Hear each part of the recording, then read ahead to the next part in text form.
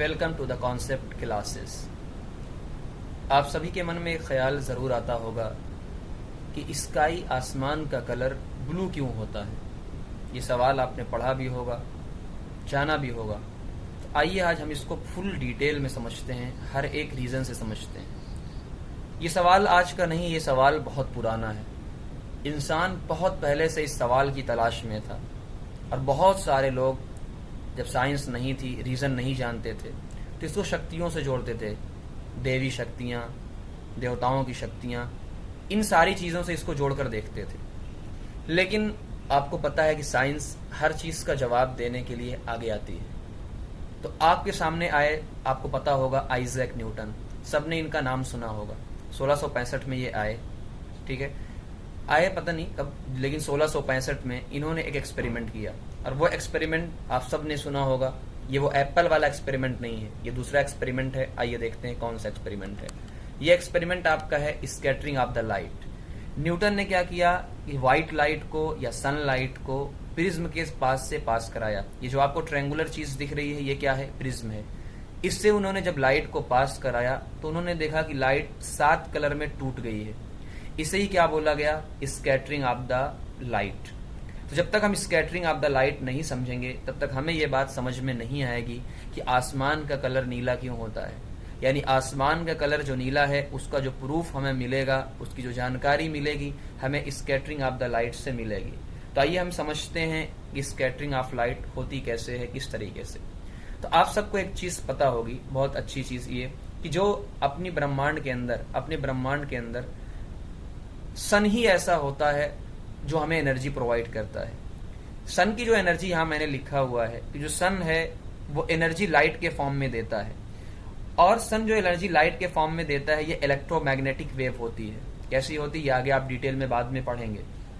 जैसे ही अर्थ पर ये रेस पड़ती है तो आपको एक बात पता होगी कि अर्थ के सराउंडिंग में ओजोन लेयर है। नाम तो सुना ही होगा, ओजोन लेयर। जैसे ही सनलाइट पड़ती है, सनलाइट के अंदर बहुत सारे कंपोनेंट होते हैं, बहुत सारी वेव होती है। यानी इलेक्ट्रोमैग्नेटिक वेव में infrared, micro, radio, visible, UV, ultraviolet, ये सारी रेज होती हैं, एक्सरे वगैरह।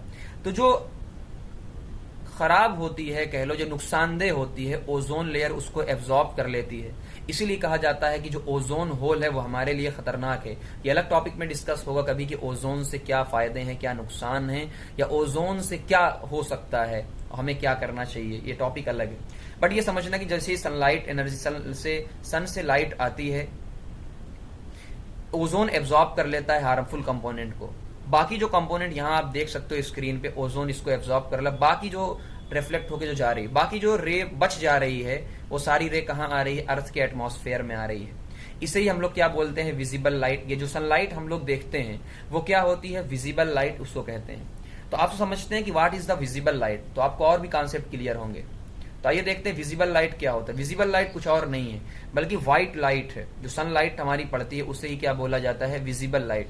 इसके अंदर 7 कंपोनेंट होते हैं, violet, indigo, blue, green, yellow, orange, red, जिसे हम लोग विबग्योर के नाम से जानते हैं। आपने ये चीज पढ़ी होगी, विबग्योर। तो आइए समझते हैं कि विबग्योर होता क्या है। आपने अगर विबग्योर को समझ लिया तो आपको सवाल का जवाब मिल जाएगा।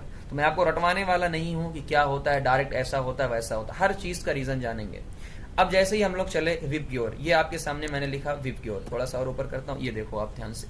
विबग्योर जैसे ही वायलेट से Indigo, blue, green, yellow, orange, red, इस तरीके से हम जा रहे हैं। अब एक बात आपके दिमाग में एक सवाल आया होगा कि अगर व्हाइट लाइट के अंदर 7 कलर हैं और इन्हीं कलर्स की वजह से आसमान नीला दिखता है, तो फिर आसमान को मल्टीपल कलर दिखना चाहिए। मैं कहूंगा बिल्कुल मल्टीपल कलर दिखना चाहिए। लेकिन आइए रीजन समझते हैं कि जो वायलेट है, इंडिगो है, ब्लू है, ग्रीन, ये लोग अलग कैसे हुए हैं। तो मैंने साइड में आपके लिखा हुआ है फ्रीक्वेंसी।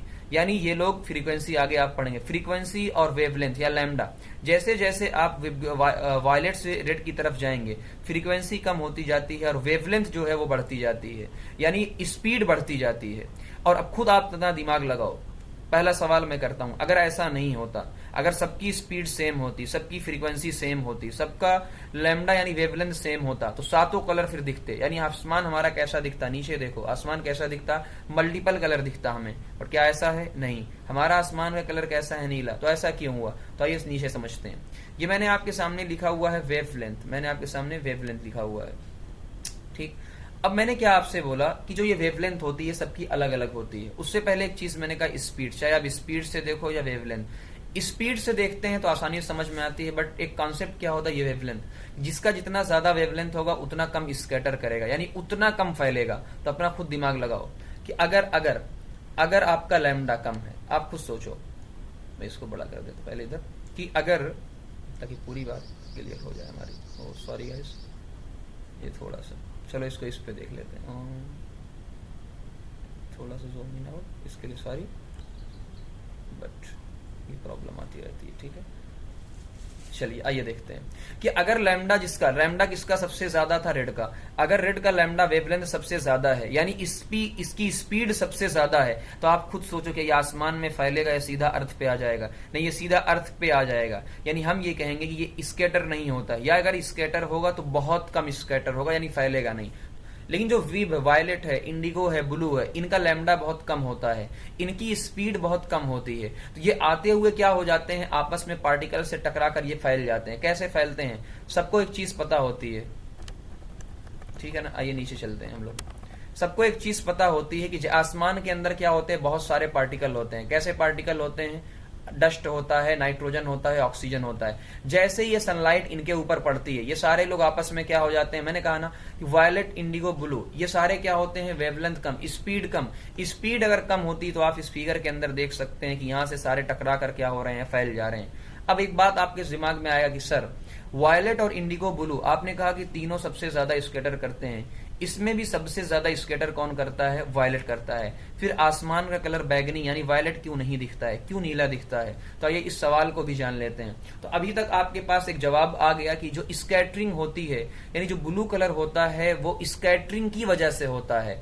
बट आपके पास एक सवाल आएगा कि स्कैटरिंग तो सबसे ज्यादा वायलेट की होती है, फिर वायलेट क्यों नहीं दिखता? यहां पर लोग नहीं बताते हैं, यहां पर छोड़ दिया जाता है। आइए पूरा जवाब जानते हैं क्या है। स्कैटरिंग मैं कहता हूं हाँ वायलेट की सबसे ज्यादा होती है, लेकिन जो सनलाइट आती है उसके अंदर वायलेट और इंडिगो बहुत कम अमाउंट में, कह लो इंटेंसिटी अगर मैं आपको समझाना चाहूं, चमक, जिसे आप कह सकते हो चमक। आपने मान के चलो आप कपड़ा पहने हो 2-3 कलर का, कोई एक कपड़ा ऐसा होगा जो बहुत ज्यादा चमकेगा, तो आपको क्या लगेगा कि वही कपड़ा उसी कलर का है, लेकिन ऐसा नहीं है, कपड़े का कलर सारे हैं। इसी तरीके से वायलेट, इंडिगो, ब्लू तीनों स्कैटर होते हैं, लेकिन वायलेट और इंडिगो की इंटेंसिटी बहुत कम होती है। सनलाइट के अंदर सबसे ज्यादा इंटेंसिटी किसकी होती है, ब्लू कलर की होती है, इसीलिए ऐसा नहीं दिखता है। ये जो आपको वायलेट दिख रहा है इसलिए वायलेट हमको नहीं दिखता है। पहला रीजन तो हमें ये पता चल गया कि सनलाइट के अंदर यानी ये ऐसा नहीं दिखता है, तो इसकी इंटेंसिटी क्या होती है, कम। हाँ स्कैटर होता है, अगर आपसे सवाल पूछे स्कैटरिंग सबसे ज्यादा किसकी होगी, मैं कहूंगा वायलेट की, लेकिन मैं कहूंगा कलर कौन सा दिखता है, तो आपको जवाब देना पड़ेगा ब्लू। एक रीजन तो मैंने आपके सामने ये दे दिया। सेकेंड रीजन मैं आपके सामने ला रहा हूं और आप समझे, इसमें हमारी आंखों का बड़ा रोल है। किसका रोल है, हमारी आंखों का बहुत ज्यादा रोल है इसके अंदर। कैसे, आइए इस पे भी एक नजर डालते हैं कि आंखों का रोल कैसे है। हमारी आंखों के अंदर आपको दे मोस्ट सेंसिटिव, हमारी आंखें ब्लू कलर के लिए सबसे ज्यादा सेंसिटिव होती हैं। ऐसा क्यों होता है, हमारी आंखों के अंदर एक पिगमेंट पाया जाता है जिसे हम मेलानोप्सिन पिगमेंट कहते हैं, जो सबसे ज्यादा सेंसिटिव होता है ब्लू कलर के लिए। यानी और सारे कलर उसके सामने लेकर आओ, लेकिन वो कौन सा कलर चूज करेगा, ब्लू कलर ही दिखेगा। जिस तरीके से आपके सामने कई सारी मिठाइयां लेकर आओ, लेकिन मुझे क्या है, गुलाब जामुन ही अच्छा लगेगा, यानी मैं उसी के लिए अभावुक हो जाऊंगा, इच्छुक हो जाऊंगा। इसी तरीके से सेम समझो कि कलर का वायलेट भी है, इंडिगो भी है, लेकिन हमारी आंखों को सबसे ज्यादा कौन सा कलर आता है, मोस्ट सेंसिटिव कौन सा, ब्लू कलर। इसीलिए इन दोनों फैक्टर की वजह से आसमान का रंग नीला दिखाई देता है।